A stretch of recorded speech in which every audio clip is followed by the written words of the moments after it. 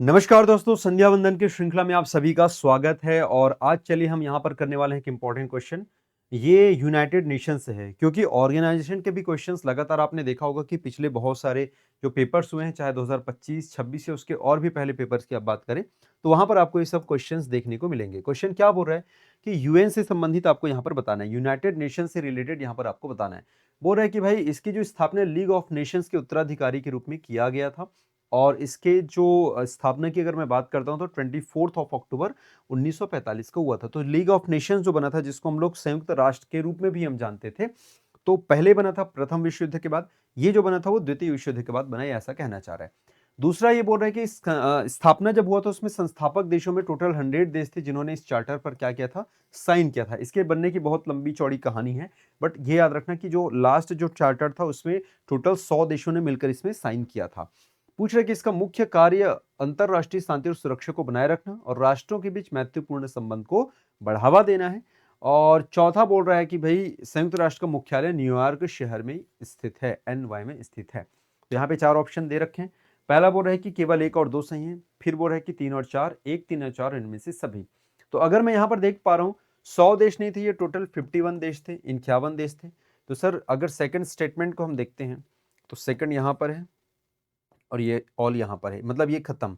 ऐसे ये भी सही है कि सर तीन और चार तो लेने ही लेने पड़ेंगे, क्योंकि या तो बी लेंगे या तो डी लेंगे। तो थ्री और फोर बाय डिफॉल्ट क्या हो जाएगा, आपका राइट हो जाएगा। अब हम चलते हैं वन पे। तो वन की अगर मैं बात कर दूं तो संयुक्त राष्ट्र की स्थापना लीग ऑफ नेशन के उत्तराधिकार के रूप में, जी हाँ बिल्कुल सही है। और 24 अक्टूबर 1945 को किया गया था, यानी कि 1, 3 and 4, this is right answer. तो कई बार कुछ क्वेश्चन आपको एलिमिनेशन मेथड से भी बनाने होते हैं, ठीक है। दूसरा क्वेश्चन की बात करते हैं। यहाँ पर आपको दे रखा है, आपको एक साइड स्टेट दिए हैं, राज्य दिए, और एक साइड उनके क्या दे रखे हैं, नृत्य की सूची यहाँ पर दिया गया है, डांस की सूची यहाँ पर दी गई है। चलिए इसको फटाफट अपन मैच कर लेते हैं। असम की मैं बात करता हूँ तो ये तो देखते ही समझ आएगा सर, असम का मतलब क्या हो जाएगा आपका, बिहू, राइट, यानी कि आपका 4। लेकिन आपको ये भी याद रखना है ना कि ये सब भी असम के हैं, चाहे बिछुआ की बात करो चाहे नागा की बात करो। हालांकि नागा वहां पे नागालैंड के भी ट्राइब्स करते हैं, बट असम में भी आपको ये देखने को मिलेगा, ठीक है। गुजरात की हम बात करते हैं तो ऑब्वियस सी बात है, डांडिया या गरबा वाला जाएगा, यानी कि 1 आ जाएगा। गोवा की यहाँ पे हम बात कर लेते हैं तो फुगड़ी, देखो फुगड़ी महाराष्ट्र में भी और यहाँ पर भी आपको देखने को मिलेगा, और छत्तीसगढ़ में हो जाएगा आपका पंथी। तो 4, 1, 2, 3 कहाँ पर है, 4, 1, 2, 3 ऑप्शन नंबर ए में है, 4, 1, 2, 3 ऑप्शन नंबर ए, ठीक है। So this is right answer. मतलब मेरा इस क्वेश्चन को कराने का उद्देश्य ये है कि जो आपको पता है वो ठीक है, जो आपको नहीं पता है वो भी आपको चीजें आनी चाहिए। आइए आर्ट एंड कल्चर का एक और इंपॉर्टेंट क्वेश्चन देखते हैं। कोणार्क सूर्य मंदिर की बात करते हैं, क्योंकि देखो कोणार्क सूर्य मंदिर, अब आपको मैंने बोला था कि यूनेस्को के जो इंपॉर्टेंट जितने भी साइट्स हैं, वन बाई वन सबको मैं यहाँ पे कवर करने वाला हूँ। तो इसका ये मतलब है कि सर ये यूनेस्को का विश्व धरोहर, ये तो बिल्कुल सही है, बट क्या 1984 में किया गया था, ये आपके लिए जाननी आवश्यक है। क्योंकि मैंने पहले ही कहा है कि वो उस प्रकार से अरेंज करने के लिए भी आपको दे सकते हैं कि भाई उन 44 स्थलों को ऐसे दे सकता है कि निम्नलिखित यूनेस्को के विश्व धरोहर स्थलों को इनकी स्थापना के क्रम में आप अरेंज करें। तो रोज रोज बेसिस पे मैं जो ईयर कराते जा रहा हूँ उसको भी आप लोग देखना। तो हाँ, ये बिल्कुल सही है। इसको 1984 में स्टैब्लिश, मतलब स्टैब्लिश तो पहले किया गया था, बट 1984 में इसको रिकॉग्निशन मिला था, किसके द्वारा, यूनेस्को के वर्ल्ड हेरिटेज साइट्स में। दूसरा, यह मंदिर उड़ीसा जिले के पुरी जिले के कोणार्क है, हाँ उड़ीसा के पुरी जिले के कोणार्क शहर में स्थित है ना। याद रखना कहां पर मिलेगा अपने को, ये कोणार्क में मिलेगा। तीसरा, इस मंदिर का निर्माण का श्रेय पूर्वी गंग राजवंश के राजा नरसिंह देव प्रथम को दिया जाता है। देखो पुरी का जो मंदिर है वो अलग है, अनंत वर्मन है, याद रखना। और ये जो है मतलब कोणार्क का जो मंदिर है, दो मंदिर है ना वहां पर, एक है पुरी का मंदिर, जगन्नाथपुरी का मंदिर। तो जगन्नाथपुरी है वो अनंत वर्मन है, वो कौन है, वो अनंत वर्मन है। और इसके जो राजा हैं वो कौन है, नरसिंह देव वर्मन है, या सिंपल नरसिंह देव या नरसिंह वर्मन करके बोला जाता है। तो नरसिंह देव प्रथम, ये पूरा नाम आपको याद रखना है, दिस इज वेरी इंपॉर्टेंट, ठीक है ना। और ये भी इंपॉर्टेंट है क्योंकि गंग डायनेस्टी ना एक तो पूर्व में था, तो ये उड़ीसा साइड था, और एक आपका पश्चिम में था भाई। तो ये कंफ्यूजन मत होना, क्योंकि सिर्फ गंग याद नहीं रखना है, गंग में भी आपको पूर्वी गंग याद रखना है, ईस्टर्न गंग के थे लोग, क्योंकि इतनी छोटी छोटी माइन्यूट चीजों पे आपको ध्यान देना है, यहां से क्वेश्चंस आपको पूछ सकते हैं, ठीक है ना। तो पूर्वी गंग क्षेत्र के लोग हुआ करते थे।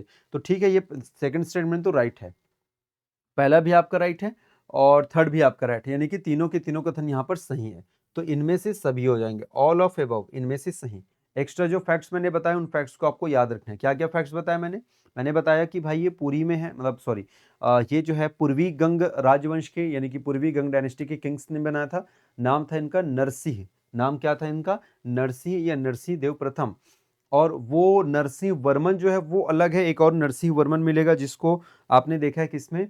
पल्लव डायनेस्टी में आप पढ़ते हैं। किसमें पढ़ते हैं? पल्लव में। तो चलो यार एक क्वेश्चन है जिसका आंसर आप लोग बता दो ना। नरसिंह वर्मन प्रथम जो है, नरसिंह वर्मन प्रथम, इसने कौन से प्रसिद्ध मंदिर का निर्माण किया था? बहुत फेमस मंदिर है, याद रखना। कहां पर है भाई? ये बता देते हैं, महाबलीपुरम में है, ठीक है ना, महाबलीपुरम में है। अब ये बता दो आप मुझे कि किस प्रसिद्ध मंदिर का निर्माण इस नरसिंह वर्मन प्रथम ने किया था, जो कि एक पल्लव शासक था दक्षिण भारत में, ठीक है। ये आप मुझे कमेंट करके बताइए। Got it? तो इसका आंसर तीनों के तीनों सही हैं। बढ़ते हैं अगले प्रश्न की, और अगला प्रश्न क्या कहता है, ये देखो, राष्ट्रीय उद्यान और उससे संबंधित हमने कहा था कि डेली बेसिस पे नेशनल पार्क भी हम करते चले जाएंगे। चलिए, तो नेशनल पार्क की जो क्वेश्चन यहाँ पर आप देख लीजिए। सिमलीपाल की हम बात करते हैं। सिमलीपाल, तो सिमलीपाल किसके साथ जाएंगे सर? ओडिशा के साथ, यानी कि 2। नामदफा अरुणाचल यानी कि 1। सुल्तानपुर हरियाणा यानी कि 3। वाल्मीकि बिहार यानी कि 4। 2 1 3 4 कहां पर है ऐसा? 2 1 3 4 ऑप्शन नंबर बी के साथ चलेंगे। कहां पर? Option number B. देखो, जिन राज्यों में एक ही नेशनल पार्क है, कई बार बच्चे उसको भी नहीं पढ़ते हैं। जैसे कि एक ही नेशनल पार्क कहां पर है भाई? ये बिहार में एक ही नेशनल पार्क है। कौन सा है? जिसका नाम है वाल्मीकि है, ठीक है। हरियाणा में 2 ठो मिलेगा, एक सुल्तानपुर है, एक कालेसर है, याद रखना। कि लिख ही लो ना भाई, जब कर ही रहे हो तो लिख ही लो इसको पूरा, चारों राज्य के याद ही रख लो, ठीक है। क्या क्या बताया? वाल्मीकि सिर्फ बिहार में है। और आपका यूपी का भी याद रखना, यूपी में जो है उसका नाम क्या है? यूपी में उसका दुधवा नेशनल पार्क। क्या नाम है? दुधवा। दुधावा मत लिख देना भाई, दुधावा तुम्हारे छत्तीसगढ़ में है, वो अलग है, ठीक है ना। दुधावा डैम है, दुधावा बांध है, वो अलग है। यहाँ पर बिहार में है वाल्मीकि नेशनल पार्क, ठीक है। हरियाणा में 2 हैं, एक सुल्तानपुर है, एक कालेसर है। उड़ीसा में भी 2 हैं, सिमलीपाल है और क्या है आपका? सिमलीपाल और भीतरकनिका है, भीतरकनिका है। देखो, कई बार क्वेश्चन ऐसे भी आ सकता है, निम्नलिखित में से एक साइड राज्य दें और वहां पे जितने नंबर ऑफ नेशनल पार्क हैं उनको मैच करो करके, ऐसा भी क्वेश्चन आ सकता है। तो हरियाणा में 2, उड़ीसा में 2, अरुणाचल प्रदेश में भी 2 है। एक है नामदफा और एक है मोइलिंग नेशनल पार्क है। क्या है? मोइलिंग नेशनल पार्क, ठीक है। तो ऐसे भी प्रश्न आ सकते हैं। इनको राज्यों को इस आधार पे जमाए जहां पर इनमें नंबर ऑफ नेशनल पार्क हैं। तो सबसे नंबर में जैसे आप देखोगे तो Madhya Pradesh 11 national park already आपने पढ़ा है। उत्तराखंड रखेंगे तो वहां पर आप लोग 6 नेशनल पार्क देखिएगा, हिमाचल में 5 देखिएगा, छत्तीसगढ़ में 3 देखिएगा। तो ऐसे ऐसे क्वेश्चन आपके बन सकते हैं। मतलब मल्टीपल है भाई, क्वेश्चन पूछने के डायमेंशन डिफरेंट है, तो आपको सब टाइप से रेडी होना है। मतलब आपका जो दिमाग है वो एकदम बहुआयामी, मल्टी डायमेंशनल, चहुमुखी होना चाहिए, ठीक है। चलिए, तो इसका right answer option number B के साथ हम यहाँ पे चलेंगे। ओके, नाउ ये भी बहुत मजेदार क्वेश्चन है। क्वेश्चन क्या पूछ रहा है? क्वेश्चन ये पूछ रहा है कि भाई ये जो बैंक्स आपको दिए हैं उनके हेडक्वार्टर्स को आपको क्या करना है? अरेंज करना है। तो आप यहाँ पर देख सकते हैं state bank of India, state bank of India, इसका हेडक्वार्टर क्या हो जाएगा सर? ये बिल्कुल सही है, यहाँ पर चले जाओ चले जाओ चले जाओ, ये मुंबई के साथ, यानी कि अच्छा, ये ऐसे ऐसे वाला क्रॉसिंग मत करना भाई, ये बड़ा ना दर्द देता है, बहुत गलत होता है। ये कितने लोग करते हैं जरा कमेंट करके बताना कि हाँ सर हम ऐसे ऐसे वाला क्रॉसिंग करते हैं, ये ऐसा ऐसा मिलाते हैं, और उसके बाद ना सर बाद में देखते हैं सर मिलाते कुछ और है, आता कुछ और है। ये बहुत गलत तरीका है, इसको मत करना। इस तरीके, मतलब इस तरीके में आप फंस सकते हैं। तो अगर आप यहाँ पर ध्यान से देखिएगा तो क्या दिख रहा है? भारतीय स्टेट बैंक, एसबीआई, तो एसबीआई का आप 2 ले लो, मुंबई।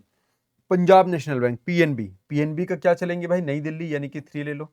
कैनरा बैंक, कैनरा कहां पर मिलेगा? कैनरा कैनरा कैनरा बेंगलुरु, यानी कि 1 ले लो। और यूको बैंक यानी कि कोलकाता, 2314, 2314 ऑप्शन नंबर ए के साथ चलेंगे। This is a right answer, ठीक है। चलिए, नाउ क्वेश्चन फॉर यू। एक प्रश्न है, जाते जाते इसका आंसर आप सभी को बताना है। क्या ये सभी के सभी, यानी कि SBI, Punjab national bank, Canara bank और यूको बैंक, क्या ये सभी के सभी बैंक आपके नेशनलाइज यानी कि राष्ट्रीयकृत बैंक है, या इनमें से कोई 1 2 3 4 कौन सा बैंक जो है वो राष्ट्रीयकृत बैंक है? आप मुझे कमेंट करके बताना। मेरा अगला वीडियो उसी पर होगा। भारत में कुल कितने राष्ट्रीयकृत बैंक हैं, उनके कितने कौन कौन से हेडक्वार्टर हैं, उनसे संबंधित प्रमुख कब कब उनको राष्ट्रीयकृत किया गया, वो सारा डेटा मैं आपको बताने वाला हूं। फिलहाल आप 2 प्रश्नों का कमेंट का उत्तर दीजिएगा। पहला जो प्रश्न मैंने पूछा था कि नरसिंह वर्मन प्रथम द्वारा किस मंदिर का निर्माण कराया गया था महाबलीपुरम में, और दूसरा प्रश्न ये है कि ये जो जितने बैंक आपको दिख रहे हैं, एसबीआई, पीएनबी, कैनरा और यूको, इनमें से कितने जो बैंक है वो राष्ट्रीयकृत यानी कि नेशनलाइज बैंक है, ठीक है। चलिए, तो बने रहे हमारे साथ। यदि आप नए हैं हमारे चैनल पर, सब्सक्राइब जरूर करें। ऐसे ही रोज हम मिलेंगे संध्या बंदन की इस कक्षा में। जय हिंद।